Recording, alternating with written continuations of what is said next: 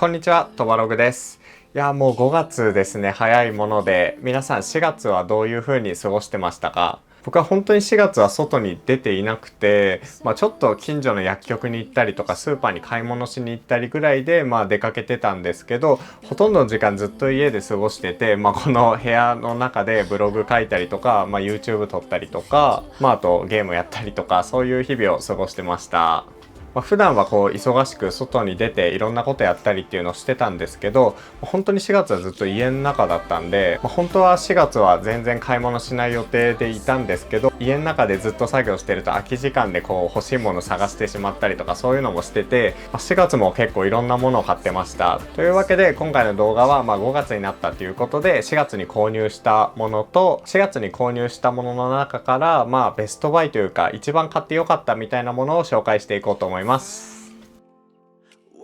まず今月買い物した中で一番印象に残ってるのはやっぱこれですね。動画でも紹介してるんで見てくれた人もいると思うんですけど、よいしょ、こんな感じで使える iPad 用のマジックキーボードを買いました。これは何かっていうと、iPad Pro の11インチとか 12.9 インチの新しいモデルとかで使えるiPad 用のキーボードですね。こんな感じでカバーにもなって、しかも従来の iPad のスマートキーボードフォリオと違って、ここはちゃんとした物理キーというか、ポチポチ押し込めるキーボードになってて、ここはトラックパッドみたいな感じで使えるっていうものなんですけど、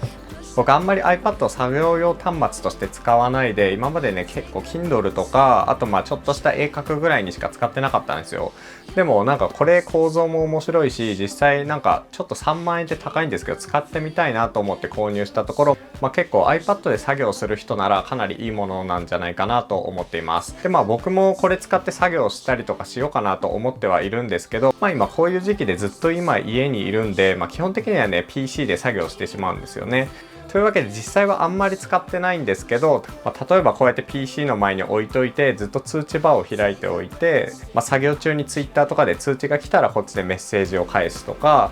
こんな感じで台みたいになるんで、例えば、キーボード自体に USB-C ケーブルを挿しておけばiPad が充電できるんですよ。だから必要な時はトイレ行く時とかはこうやって持ち出して、でデスクに座るときはこうやってくっつけるみたいな感じで、今のところなんですけど、正直に言うとiPad 用のスタンド兼充電台として活用しています。あんまりここのキーボード部分は使わないで、こうやって無接点充電的に使うときは取り外して、使い終わったらこうやって台に乗せておけば充電できるみたいな感じで、3万円もするんで、これで使い方合ってるのか微妙なところですけど、僕はこんな感じで今使ってますという感じです。結構重たいし、割とね家の中動くっていう時もかさばるんで、本当に iPad だけはポッと取り出して持ち出しちゃうっていうのが現状なんですけど、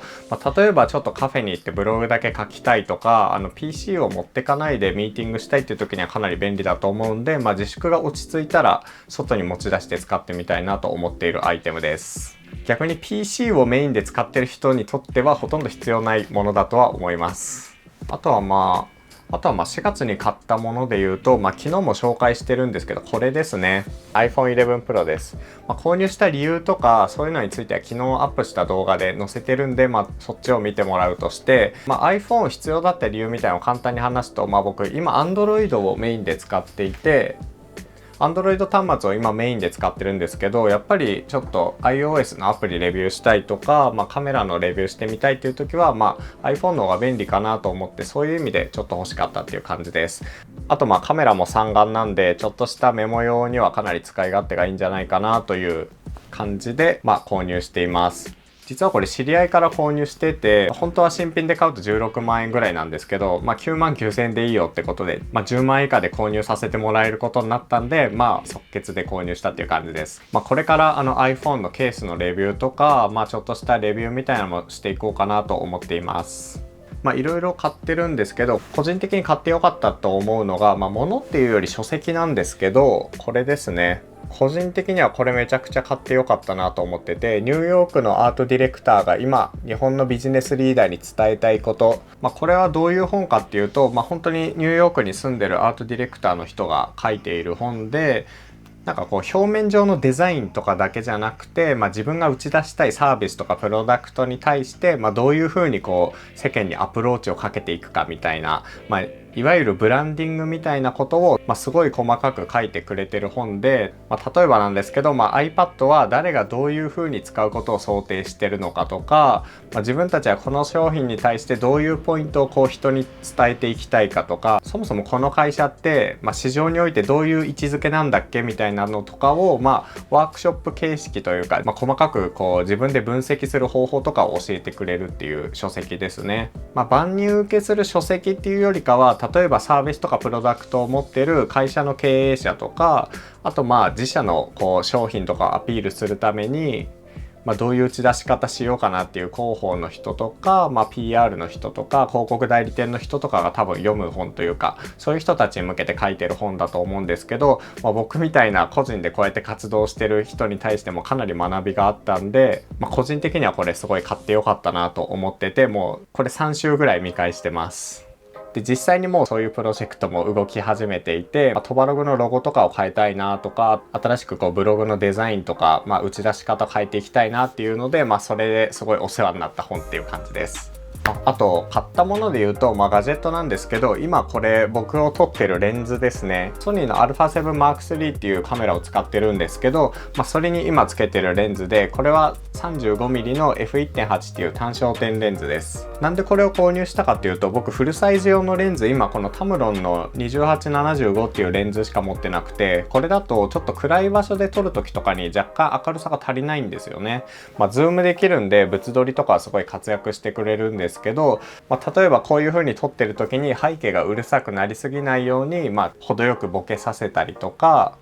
いろいろ映像の幅が増えるかなと思ってこれを購入しています。正直そんな外に出て撮影とかしてないんであんまりわかんないんですけど、こうやってちょっと Vlog 撮る時とかもそこそこいい画角かなと思っていて、しかも結構軽いし 35mm なんで 1.5 倍のクロップをすると 50mm で使えるんですよね。そういうところが結構いいなと思って購入したっていう感じです。確かね中古で4万円ぐらいだったかな。めちゃくちゃ安いっていうわけではないんですけど、性能を考えるとかなりリーズナブルだし、写りもいいしおすすめのレンズかなと思います。4月入ってからほとんどこういう構図の動画はだいたいそのレンズで撮ってますね。あとガジェットじゃないんですけど、これですね。ズワイガニの足です。今月ほんと外食とか全然できないし、飲み会にも参加できないっていう感じなんで、自宅でのご飯をアップグレードするというか、ちょっとランクを上げてみようっていうことで、この足を購入してます。2kg で8800円とかで楽天で購入したものなんですけど、確かにこういう足が今これ2本セットなんですけど、これが6本ぐらい入ってたんですよね。いつもはこういう買い方しないんですけど、個人的にはたまにはこういうのもいいのかなと思っています。おすすめのアイテムです。あと食品関連で言うと、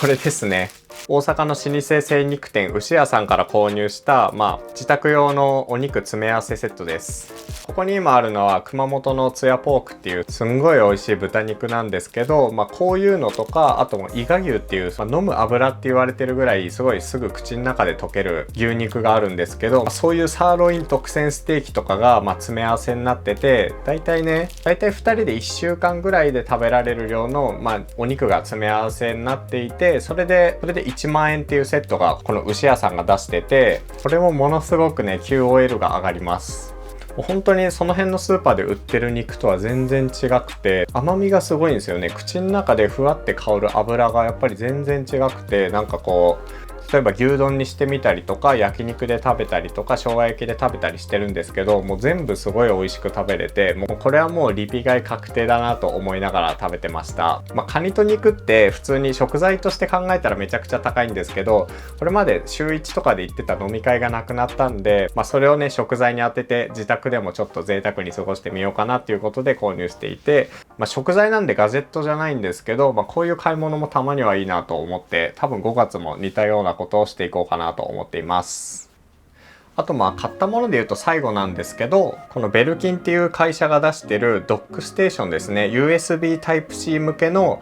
サンダーボルトドックステーションを購入しました。最近テレワークとかリモートワークで自宅の作業環境を整えるっていう人も結構増えてきたと思うんですけど、これ結構すごくて、ちょっと画像で見てわかるかわかんないんですけど、ここに USB ポートが4つあって、有線 LAN が刺さるポートがあって、でここにディスプレイポートがあって、サンダーボルトに対応してる USB-C の端子があって、で電源あって、表面にもオーディオとか、あと USB-A とか、USB-C とかがあって、早速もうデスク上に置いて使ってるんですけど、これめちゃくちゃ便利で、このドックをこんな感じで1本の USB Type-C のケーブルで MacBook に挿せば、もう SSD とかこういうディスプレイとか、あと有線のケーブルとかバックアップ用のハードディスクとか、そういうのに全部接続できるんですよね。例えばこういう動画編集の時に使う有線のイヤーポッツなんですけど、こういうのもこのポートに差しっぱなしにしておけるんでめちゃくちゃ便利で、例えばちょっと MacBook を持って外出したいっていう時は、ここで今ドックステーションに接続している USB-C ケーブルを抜けばもうこのまますぐ持ち出せるんですよね。最近まではこういうマルチハブをここに接続して、で有線ケーブルと、SD カードスロットを使ってて、これだと電力的に微妙なんで、ディスプレイは USB-C ケーブルを直接この MacBook に挿してたんですよね。こっち側に2つケーブルがダランってなる感じになっていて、でこのイヤーポッツはここのイヤホンジャックがあるんですけど、そこにこうやって挿して、バックアップ用の SSD はこっち側にもまた USB-C ケーブルを接続して、こんな感じでダラーンと接続してたんですよ。だけどこのドックを導入したことによって、MacBook に接続してる USB-C ケーブルが1本になった上に、なんかスタイリッシュさというか、あんまりここにケーブルがダラダラとしなくなったっていうのもすごいいいし、あとこれをちょっと揺らしたぐらいだとここの接続が途切れないんですよ。今まで USB-C ハブって結構衝撃に弱くて、ちょっと揺らしたりするとなんか接続が切れて SSD にバックアップ中だったデータまた最初から転送し直しとかあったんですけど、そういうのもないのがすごいいいなと思っています。ちょっと気になる点は、そこそこ大きいっていうのと、後ろに隠れてるんですけど AC アダプターがこのハブよりも大きくてこのぐらいのサイズなんで、ちゃんと隠さないといけないっていうところと、筐体がどっちかっていうとスペースグレーっていうのは気になってるところなんですけど、かなり今のところ使い勝手はいいなと思ってて、なんで早く購入しなかったんだろうって思ってるところです。結構ね、普通のハブよりも高めではあるんですけど、自宅で本格的にノート PC を使って作業するっていう人だったら本当にいい買い物だと思うんで、ぜひチェックしてみてください。僕が購入したものはこんな感じですね。この買ったものの中でベストバイ1つ選ぶとしたら、やっぱりこのベルキンの USB ハブというか、ドックステーションですね。デスクの上を片付けるっていうのもすごい楽だし、やっぱり USB Type-C のケーブル1本でMacBook に接続できて、しかもパワーも問題ないっていうところを考えるともうかなり楽ちんで、今こうやって動画撮ってるんですけど、このカメラに挿してる SD カードをここから抜いてすぐドックに挿してっていうのもすごい楽ちんなんで、これはもう本当に買ってよかったなと思ってます。なんか Amazon のレビューを見ると、ちょっとした不具合があったりとか、MacBook のスリープを解除した時にうまく 4K ディスプレイにつながないことがあったとか、有線 LAN に接続できてないみたいなとかあったりするんですけど、僕が今使ってる感じだとそういった不具合は出てないんで、もう少し使ってみてからちゃんとレビューしようかなと思ってます。で自宅でノート PC をデスクトップ的に使ってる人で、例えばディスプレイを接続してバックアップ用の外付けハードディスクをつけて使ってるみたいな人とかだったら、かなりもう、ケーブル1本で済むんで、個人的にはかなり買ってよかったですね。ベストバイかなと思っています。はい、という感じで、今月買ったものと、あとベストバイについて紹介してみました。iPhone とか、マジックキーボードとかあるんですけど、割とガジェット寄りというか、やっぱ自宅環境を整えたいみたいな方にシフトしていて、こういう時期もあるんで、結構買い物の傾向が全然違うなっていうのを感じております。で5月からはちょっと暑くなってくるんで、何を買うかはまだ決めてないんですけど、いいものがあったら購入してまたこんな風に紹介していこうと思っています。それではこんな感じで今回の動画を終わりにします。ブログではこの動画の他にもガジェットのレビューとか、あと人のカバンの中身をインタビューしたりとか、そういう動画もアップしているんで、よかったらチェックしてみてください。それで気に入っていただけたらチャンネル登録の方よろしくお願いします。というわけで次の動画でお会いしましょう。ブログでした。